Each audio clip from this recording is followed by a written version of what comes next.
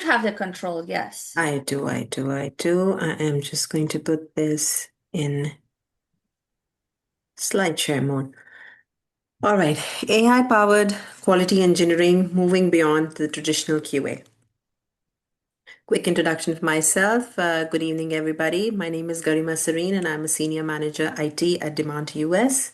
I have over 17 years of experience in driving global teams that have not only implemented scalable solutions, but have also delivered measurable ROI across different platforms, across different domains such as finance, capital marketing, and most recently, healthcare. Over the last decade, we as a QA community, we have invested heavily in test automation. And we have kept up with faster releases and we have kept up with growing system complexity through our automation frameworks. And while automation has helped us scale execution, many organizations are still struggling with the rising QA costs that has, and then the flaky test and the lack of real visibility into the release risk. So in this session today, I am going to explore with you how AI will change the role of quality engineering. And it is not by replacing people like you and me, not by replacing automation or manual testers, but by adding the intelligence across the entire testing lifecycle. So today we will focus on how AI will fit practically, how it will drive measurable ROI, and how leaders can use it to move beyond traditional QA towards a more confident, data-driven release decisions. Let me go on to my next slide. The biggest question, why QA? Why why traditional QA breaks at scale? Why do we want AI?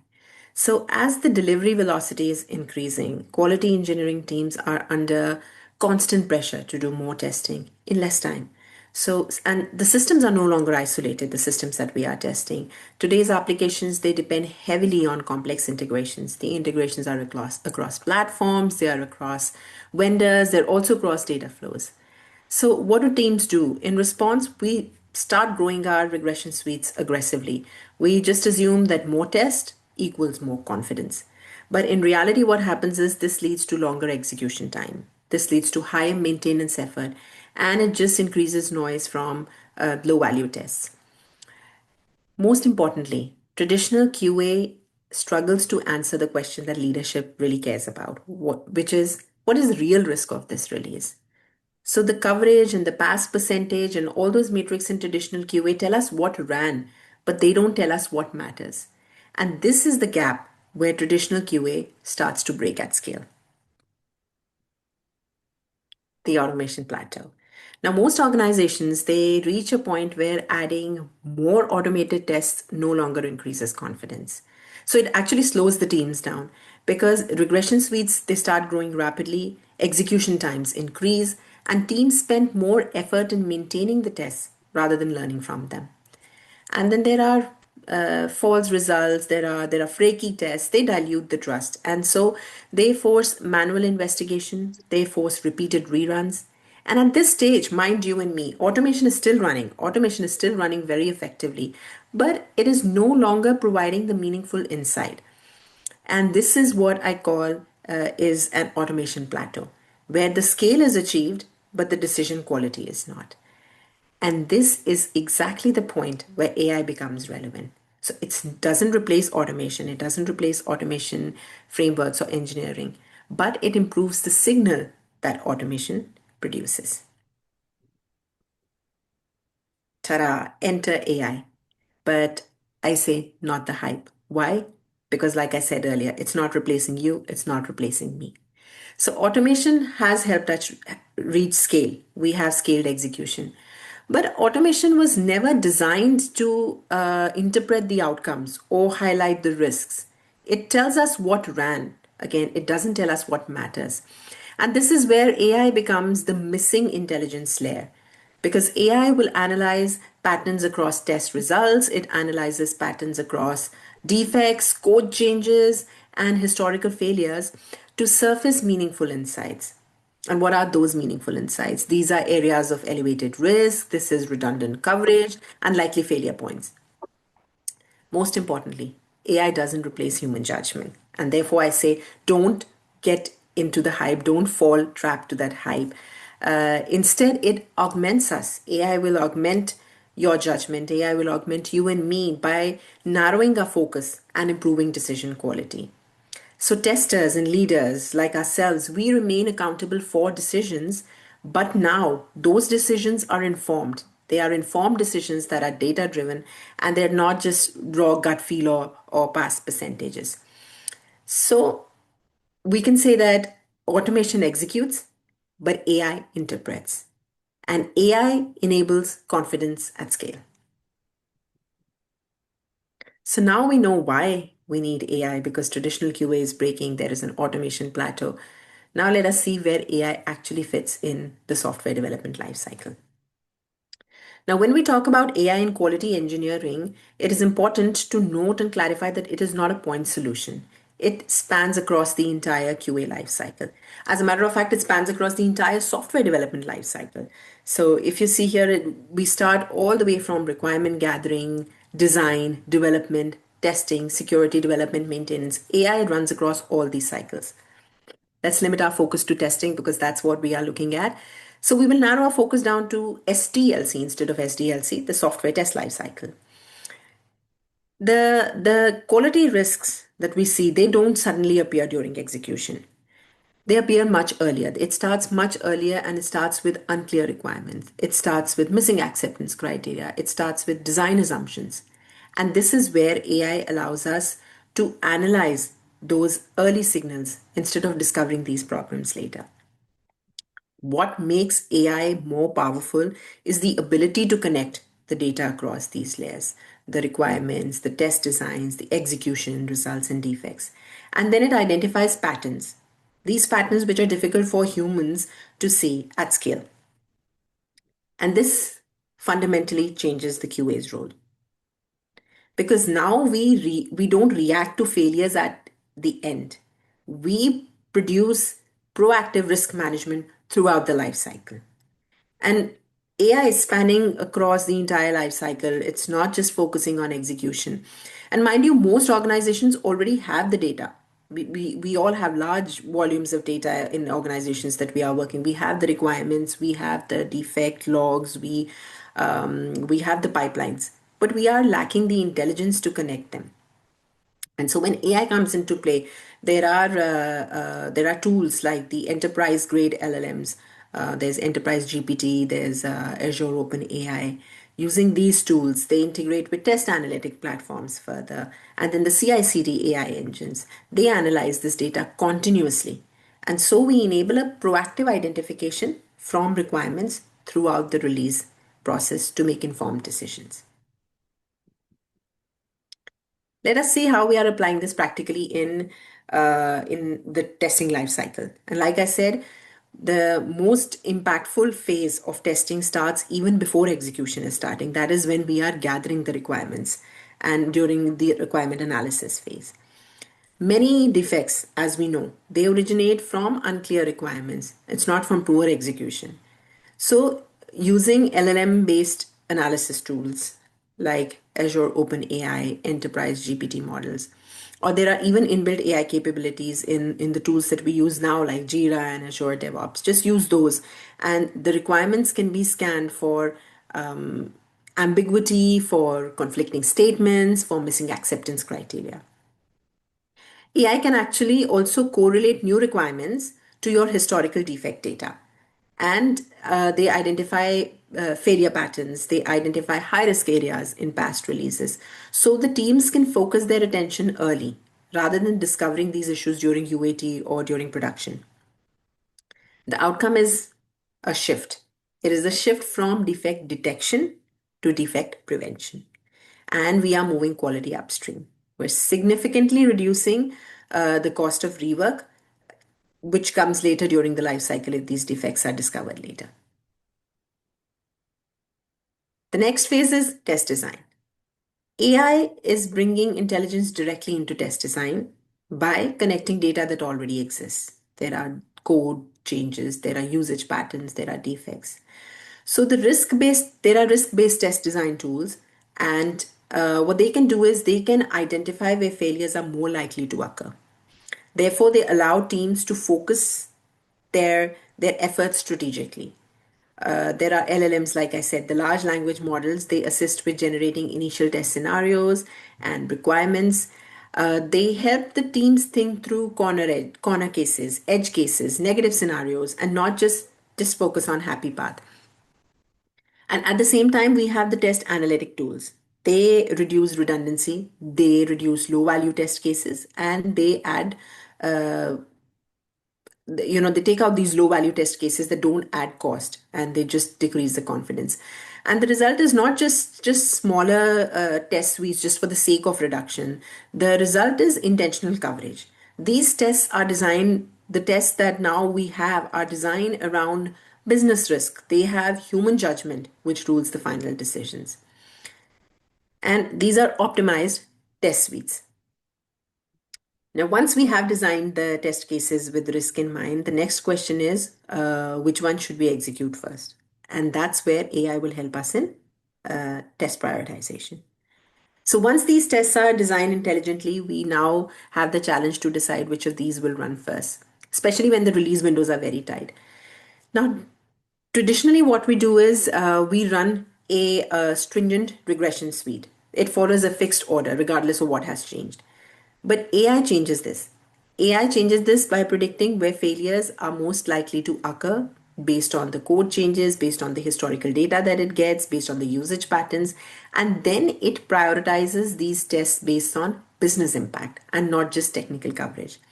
So the high impact flows and critical integrations are executed first when the time is limited. And this also allows the teams to check and surface and investigate critical issues earlier. They can make informed decisions when running the full regression suite isn't feasible. The key benefit, the key benefit here is uh, confidence, and it's not exhaustion. We are not running the whole regression test suite just for the sake of running it. Now we are making an informed decision to run test cases that actually have an impact on the business areas.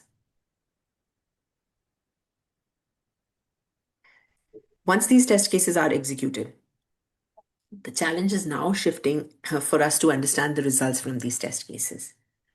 Now, many organizations, our execution data is very noisy. It's very flaky tests. There are intermittent failures, and there are long rerun cycles, and they in general they reduce the trust in automation. Even though, like I said earlier, automation is running effectively, but with all these false positives and false failures, it just reduces their trust. Now, what AI driven intelligence does is it detects these flaky tests. There are machine learning models that analyze the past failed variants. And another intelligent thing that AI does is it groups these failures based on underlying patterns and rather than looking at individual test cases. So, this in turn dramatically reduces the investigation time. You don't have to look at the same failures again and again. This reduces this in gives you a faster root cause identification. And then AI also introduces intelligent reruns. So we ensure that the retries are meaningful instead of just being reflexive. Like I mentioned earlier, the outcome is the higher signal quality. So the teams are spending less time on chasing false alarm and more time on acting on real issues, which directly improves the release confidence.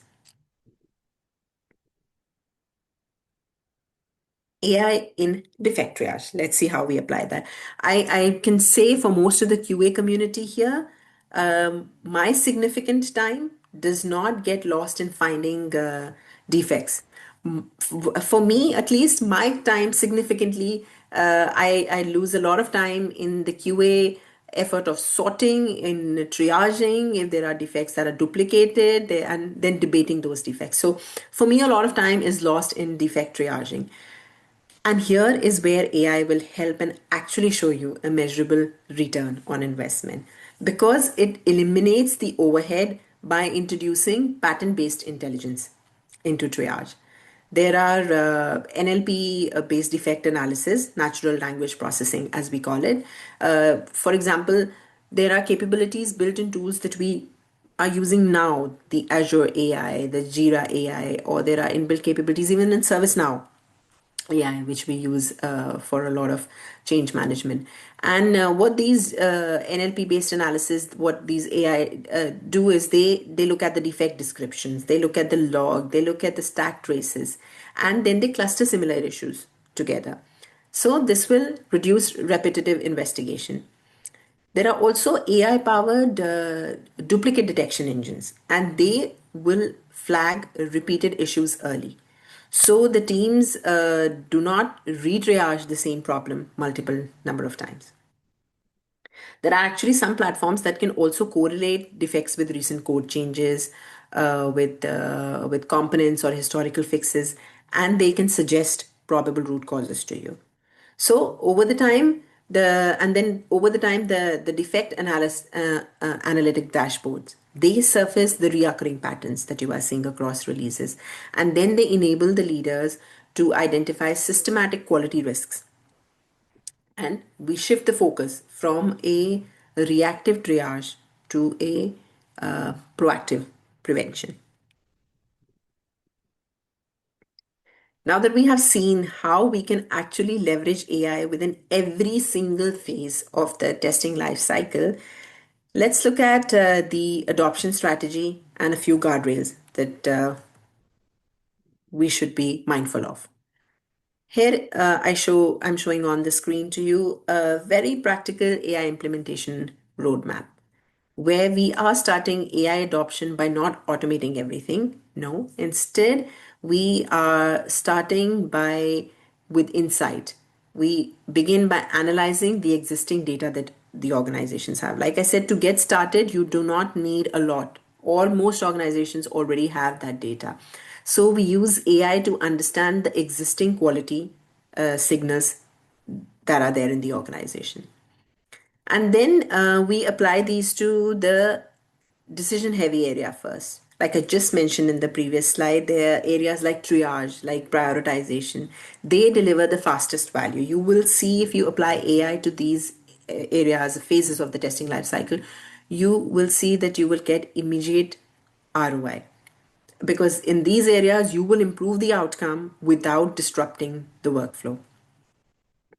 So start with a small pilot, start with a small release, and then build trust eventually after you demonstrate the measurable value.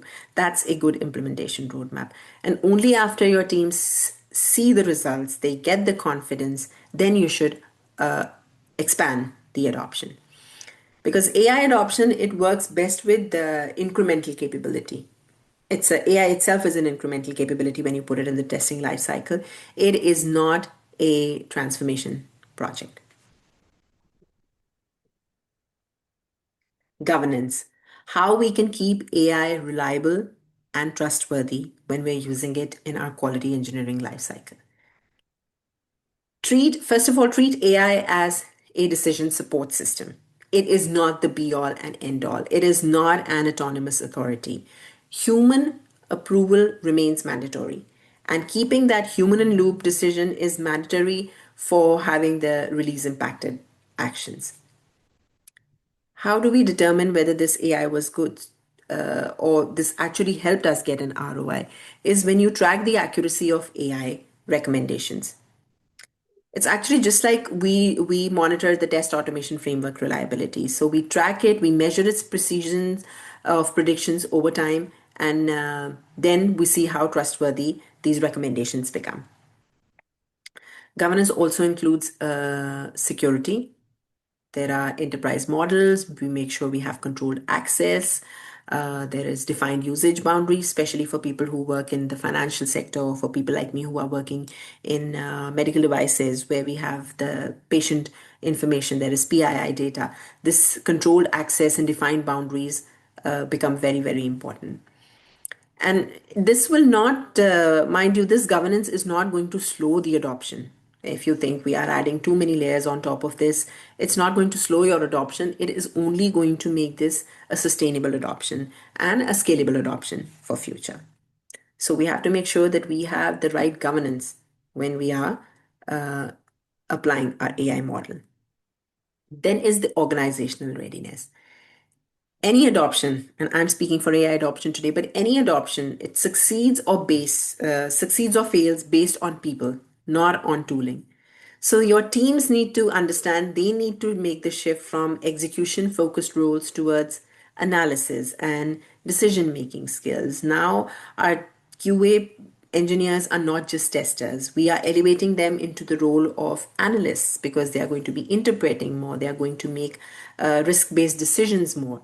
So the alignment across QA, development, and product is very critical. Everyone must understand, and it should be made very clear that AI is supporting judgment, AI is not replacing judgment. And then matrix would also need to be updated. There was one of the session that I was delivering, and somebody had a very nice question, and therefore I included it in the slide here, which said, "What are the kind of matrix that we should be measuring? Should they remain the same?" No. If the matrix remain the same, then what's the use of adding the AI intelligence? So the matrix, quality matrix, we don't measure now on test counts. We will not measure on raw past percentages. We will measure on the areas it has made impact, the risk-based testing that we are now doing, and the intelligence that we are adding. So it's very important that we update these metrics, and it's very important to have a clear communication. Clear communication throughout the teams, telling people, like I said, it's AI is entering, it's giving you intelligence, it's not an autonomous authority, it's not replacing you.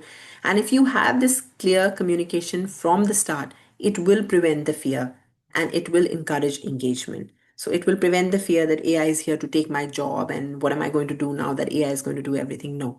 So, from an organizational change management perspective, it is the role of the OCM team, the change manager, to make sure that these things are communicated early and that there is an organizational readiness before we start adopting the AI model.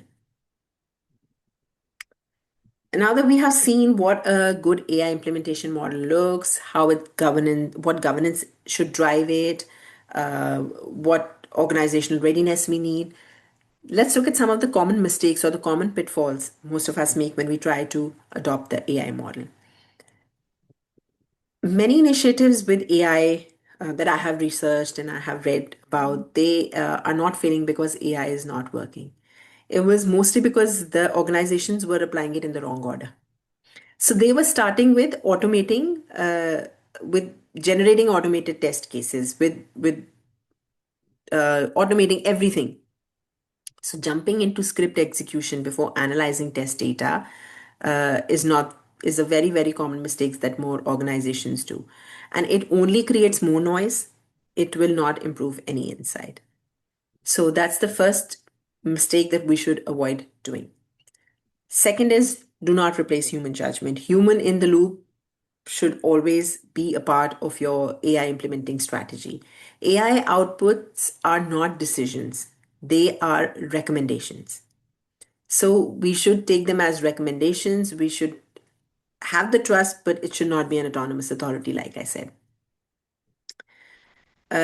Because they lack, like I have written here, AI lacks the intelligence to understand the ethical implications, the business risks, and sometimes even the legal concerns. And that's why we need that human judgment. We need you, we need me.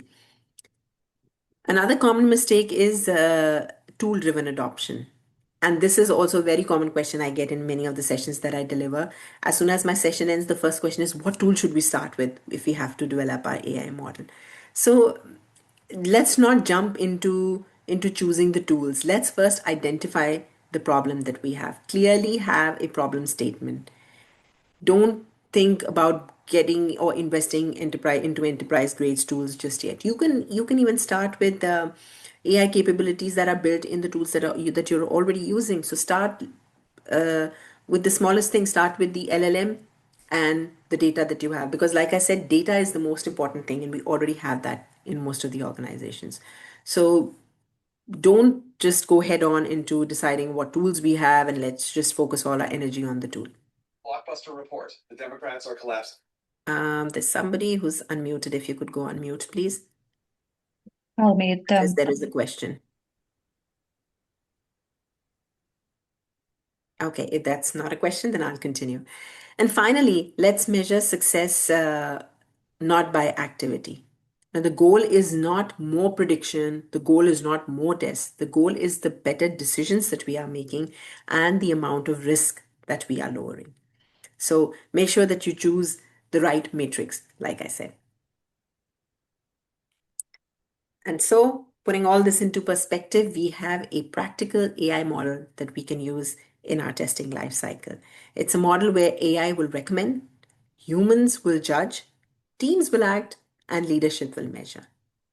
So this is the most practical model. AI is analyzing. AI will analyze the data that you have. It will predict regression risks. It will prioritize tests. It will flag suspicious behaviors that human can miss. And humans will decide based on that. So humans will evaluate the criticality. Humans will look at the ethical implications. Humans will decide the risk level based on the business impact and decisions. And they add the domain knowledge that AI may not possess. And once that is done, then the teams decide. They select the mitigation strategy. Based on that, they decide whether they want to roll back, they want to fix, they want to just monitor. The teams decide the scope. Teams start collaborating across QA, development, product.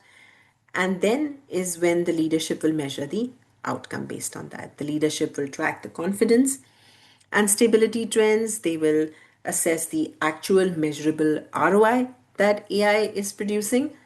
And therefore, this model will keep the accountability very clear while we are still leveraging AI's analytical strength.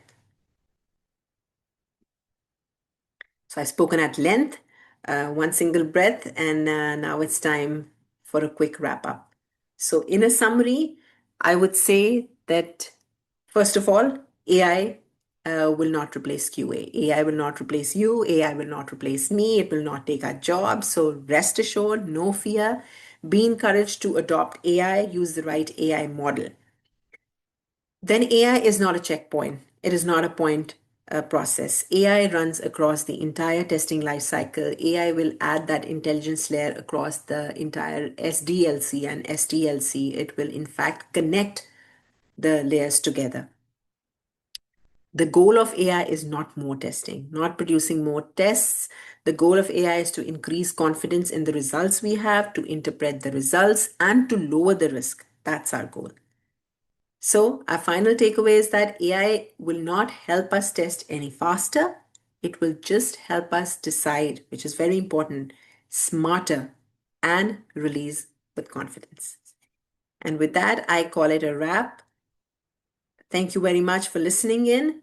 And please let me know if you have any comments, any questions, and I'm here to answer them for you.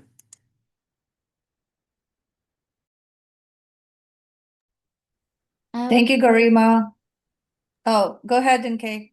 Is that Neetu? Yes, sorry. Okay, good. I have a question, just basic one. So in your experience, seems like you were successful adding AI into the workflow. So in your experience, did you find yourself adopting ready-to-go tools from the market, an array of, or did you find yourself creating the models from scratch? Not yet. So not yet. I have put in my effort in buying the enterprise grade tools. I have tried to leverage AI within the tools and using the LLM within the tools that I'm already using. Like I said, the AI capabilities in ServiceNow AI, in Azure DevOps AI. So in ServiceNow AI, by trying to implement that, it was able to go through an array of defects, their description, and point out the defects that were similar and stack them together, and therefore also telling me few defects which may have been duplicated. So that's the inbuilt capability, the inbuilt AI that we have in these tools that's already coming is what I've used. I have not yet invested or purchased an enterprise grade tool, but just the LLM with the data. Like I said, and ServiceNow has a lot of data for our organization already. Okay, thank you.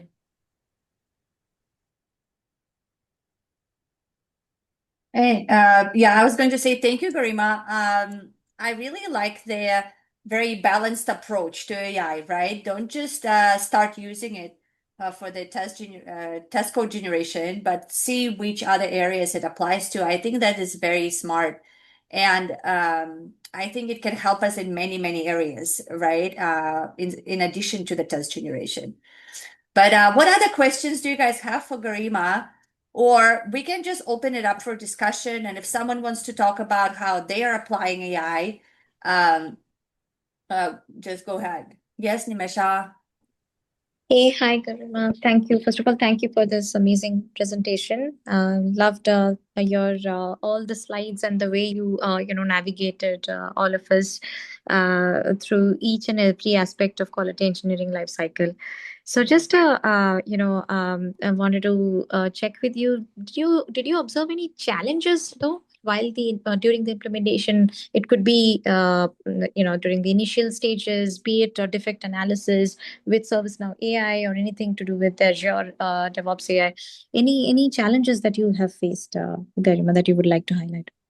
Yes, and I would like to say again, reiterate the fact that we do need human judgment.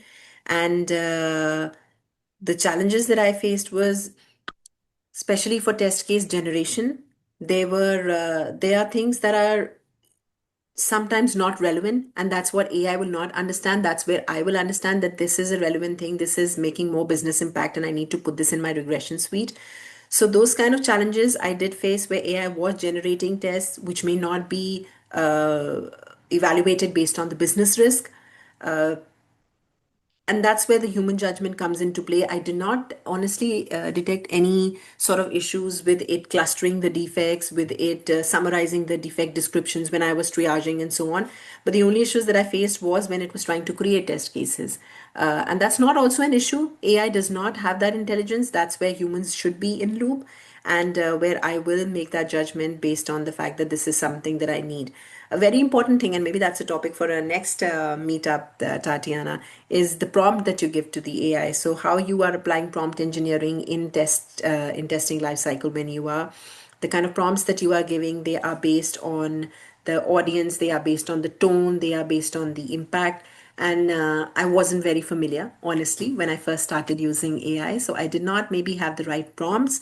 But as I am trying to clean up the prompts, as I'm trying to give it more precise and concise prompts, I do see that the quality is improving. So, like I said, it was not the final be all and end all of what it was generating. I still had to go and review to make sure that it is generating per impact and priority. So I wouldn't call it a challenge, Nimisha, per se, because I am advocating for human in loop. I am advocating for that second pair of eyes after AI generates it. But for now, yes, that was the only thing. Great. Yeah, sure. Thank you, and Garima. And adding to the prompt engineering, there are organizations who are actually creating repository per module, so that they can, so the teams can keep on updating those prompts and refer them back time to time and maintain them, based on the specific modules that the teams are working on. That's So very that's, good. But isn't it yeah. like adding more overhead in terms of maintenance? Not really. Probably, I guess they're creating a master prompt sheet kind of thing, and then they are, and the individuals are acting upon them. So, Which is good, which is really good. Yeah. So yeah, it's we are like a templatization, right? So you're Yeah. creating some template, a basic template for the respective modules the teams are working on, and you just refer them and then build upon it. Yeah.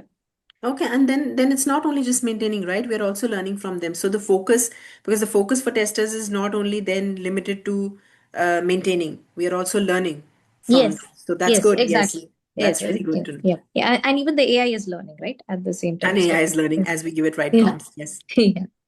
All right. Thank you so And much. I do like the idea of the prompt engineering topic. I think that'd be great. Like Garima, if you want to do another meetup on that, I would love that. Yes, yes. Ekaterina, did you have a question? Hi, Tatiana, Garima. Yes, Oh. I am curious if you are applying just Gen AI, or are you using all the power of agentic AI?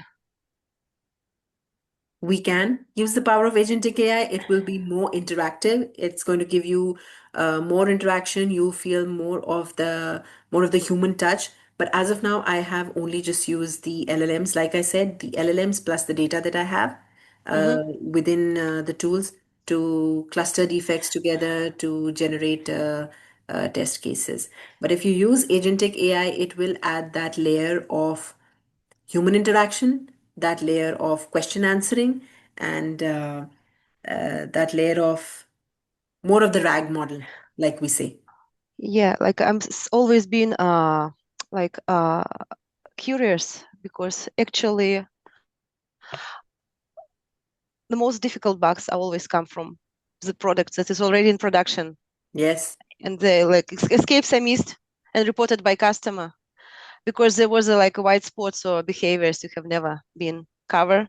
In that case, I think what if like you can I don't know what kind of testing is covered with basically everything, yes, but what have you ever thought, or are you thinking in direction of emulating customers' behavior by having a pool of agents, for example? Like to check for load stress testing, for vulnerability, for fault tolerance, and kinds of like this. Yeah, that would be interesting. I have not, honestly, but that would be a good layer to apply on top of just the LLMs that we're using in testing. And using the retrieval where we are simply not retrieving the data, where the RAG models are used and they're augmenting the data and then they are generating. So yeah, it would be interesting. I have not though. Yeah, security testing also, I think, maybe, but maybe. So, Another question. Security with yeah. security, I don't know, and I don't know how organizations are how comfortable they are with the governance around security testing. Like I said, especially for organizations like mine, where we dealing in patient private data, or I was working in capital marketing and the finance sector. I don't know how comfortable the industries would be with the governance. So there needs to be a very strong governance before No, we. not in production, of course, like, and check everything. Guardrailing, that's what's kind of interesting because like introducing agents from gives you on one hand it gives you one more, how to say, space of power and freedom, but on the other hand, like you should be more introducing more guardrails because it needs some autonomy, which needs to provide it more, how to say. Yes, there need to be Mhm. guardrails. Like I said, there has to be a governance model that we develop. It has to be based on trust, but also, we should give it controlled access. And who will control how correctly it uses control access on its own? Yes, it's another question. I also have a With the question. data, I'm guessing, Katina, with the data that we expose to the AI model, that's the only way that I can think of actually that we can control our access instead of, and we would still need to go through the whole process of data masking and so on. From what I can think of right now at the top of my head, controlling access would just mean at this point in time doing data governance. Mhm. What do you think?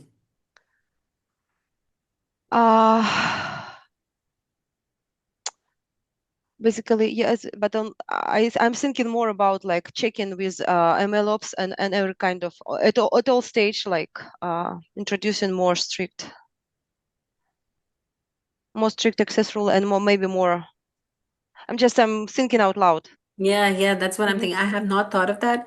And the only way that I can think we can control is probably with more strict data governance, the kind of data that we are exposing it to. But then if we constrict our data, then what are the LLM models going to use? Because it's all based on analyzing the data that we provide. So it's a catch-22 situation here. And Just check some that. may, yeah, somebody may have thought of it. So it's good to do a research on that. Yeah, it each like checking iteratively at each step and at every level that it's like not globally, but at every level, like introducing checkpoints, introducing guardrailing, introducing report.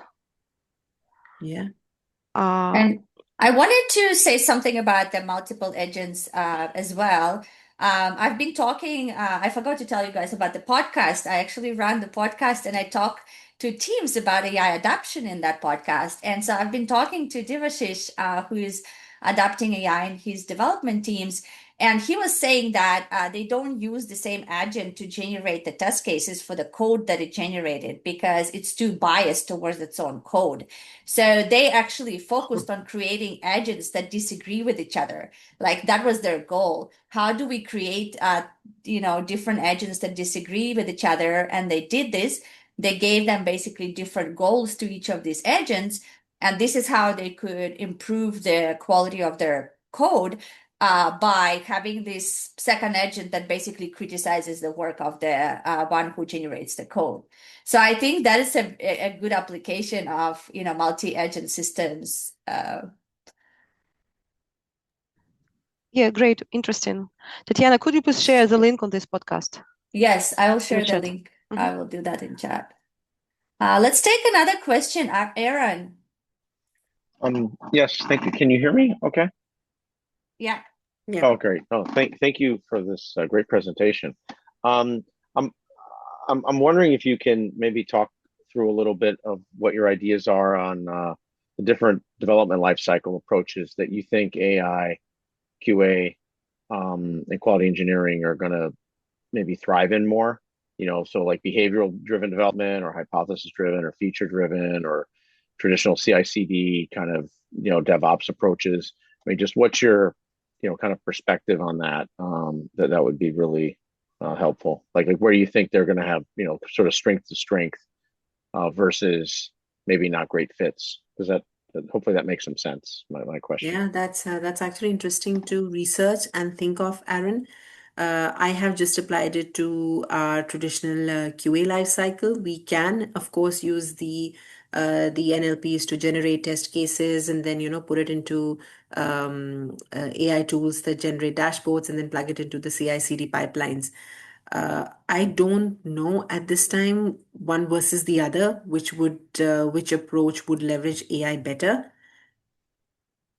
But I mean, maybe the more automation heavy tools, because it's not the more automation heavy approaches. I have not, honestly, no, I don't have an answer. I don't know which versus which would be a better fit for AI right now. I'm just using it in the traditional life cycle that we use. And Does anybody else has an answer maybe in the audience? I would like to hear the question again. Yeah. If I So which methodologies do you feel that AI driven QA are going to be a better fit with, right? So if you're doing behavioral driven development or hypothesis driven or feature driven or tradition or sort of CI/CD DevOps sort of a development pipeline, more horizontal development, where do you think an AI heavy QA focus is likely to be more successful? Or just then a better fit, to be honest, like functionally a better fit, right? So it's just like less friction, because that's one thing I've noticed with everyone attempting to automate every single step is that a lot of times the automations run over each other and they create their own friction cycles, which then actually creates more toil from like an SRE perspective. Does that make sense, Divya? Yes, I agree your concerns here regarding that. So as of now, what I see, it depends on the use cases. But as you mentioned about CI/CD pipeline, I would continue the CI/CD, and in the same, I can increase the speed. For example, if it takes 2 weeks or 3 weeks to complete complete movement of code from dev to production, that might reduce. So for example, you're doing unit test or API test or even UI test. There you can use AI to reduce your test scripting time and then move your code to Bitbucket or any repository that you're using, and then through the pipeline. I still prefer pipeline because you keep the versioning as your code base increases, then there will be a challenge in handling that. So I would prefer pipeline still. Now, let me take a stab at that question as well. So I think we can use different methodologies with AI, and there's not necessarily like the right way to apply it. So, for example, we could do BDD with AI, We could write down what we're expecting, and then we write the code, and then we validate it. Or TDD, we write the test first with AI again, and then use AI to write the code for it. So I think we can kind of experiment with all of these. I don't see one being right and the other being wrong. And I think there will be new approaches that we come up with that will how to work with AI. So, but to me, it's not like, oh, one is the best approach kind of to integrate with AI. That's just my 2 cents. Can I also add something, please? Go ahead. Like from my experience and from my point of view, like Garima is right. You can smoothly and flawlessly integrate AI in all steps of pipeline. The only thing you should not do is leave it unattended. Yeah. And it's always should be a human in the loop at every stage. Like it all depends on the quality of your prompt. Like I have how to say, I can confirm it from practice. How you write prompt defines the level of your success. Yes, like, and some kinds like what is for example, even for code generation, yes, for shift left, like either TDD or BDD or features or anything, it can speed up your development. You can speed up your, like Garima has told, makes clusterization of errors. It keeps an eye on regression, or it keeps an eye on rerunning, like preventing saving your time on root causing false positives. It's a very good, I think, one of like, it's especially in financial area, it's irreplaceable when it comes to anomaly detection or fraud detection. Like everything which is used to be connected with detecting like the proximity to like anomaly, basically very good in code coverage, like very good in rerun, maybe even infrastructure automation, all those boring tasks. Yeah, be honest, nobody loves them. Building, like guarding some build cycles, testing cycles. That's all. Maybe something else, like, and plus, like maybe giving you some extra extra abilities in stress load testing, maybe even some kind of. And I think we'll probably have to do more deep dive into AI. There's still more case studies and use cases that we need to do and research to probably, Aaron, then decide which one would be a better fit to put and apply an AI model in. So which dev model would be a good fit for AI application versus another one not being so much. I think there still needs to be a lot of case studies that need to be done around that. It all depends. I'm sorry. It all depends on the context. Give it a good context. Give it a good prompt. You can literally, under good supervision, you can literally apply it at any stage. So guys, we do have time for one more question, but I do want to remind you, if you want to, connect with each other on LinkedIn, put your LinkedIn in the chat. I would love to connect with you guys on LinkedIn so we can have these conversations more often than once a month. Okay, Aaron, do you still have a question, or did you get yours answered? You still have your hands up. Okay. Oh, I'm sorry. I just had my hand up. My Oh, no mistake, sorry. worries. And then Divya, did you have a question? I saw your hand raised. Yeah, I do have based on one use cases Garima was talking about for test case generation. So I have my own experience on that. I wanted to share. Yeah, go ahead. So the test case generation initially, when like GitHub Copilot is the tool that is being used in my organization. I work for a bank in Greater Boston area. So using that, when we were generating the test cases, initially it was not good. So I worked with the product owner and dev team to put the design document a little bit more descriptive so that it is easier for tool to understand. And after that, I have given some examples how I write my test cases that have improved my test cases, and that made my work easier. So that is one of the experience I wanted to share. If I create the same thing in my local, then at some point of time I'd like to share in this meeting. But that is what I wanted to share on here. If anybody has any other enhancement or feedback.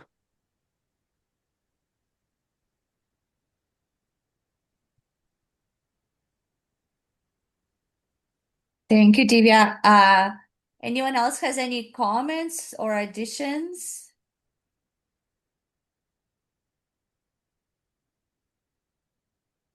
All right. Okay. Well, great discussion, everyone. I'm loving that we had the presentation, Garima. This was great. I love your approach, kind of how to approach using AI. And thank you for the great discussion, everyone. This is what the community is here for. Please stay in touch. Please, learn from each other and support each other. And I'll see you in one of the next events then. We are getting some more LinkedIn profiles in the chat. So if you guys want to connect with each other, please do so. And I'll see you guys in the next event, either on March 19th or the next session. Thanks, Tatiana. Thank you for having me, and thank you to the entire community for joining in, bouncing off great ideas of each other. And yeah, let's stay connected. Thank you. Thank you. Thank you. Bye-bye.